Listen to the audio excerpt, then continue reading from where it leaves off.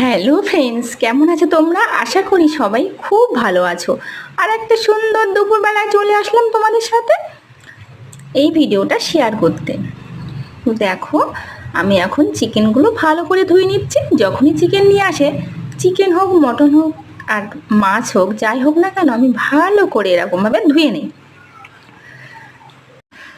তো এখন আমি রান্না করব চিকেন কষা আর গরম গরম ভাত। গরম ভাতের সঙ্গে চিকেন কষা তো খুব ভালো লাগে। আর আলুর পরিমাণটা দেখো, আমি কমই দিয়েছি। চিকেনটা হচ্ছে বেশি, আলুটা কম।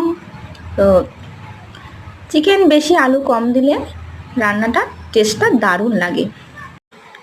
আর তোমরা যারা আমার ভিডিও দেখছো, তারা কিন্তু আমাকে কমেন্ট করছো না। আমি জানি তোমরা অনেকেই আমার ভিডিও দেখছো, আর কারা কারা দেখছো সেটাও জানি, তো কিন্তু কমেন্ট করছো না।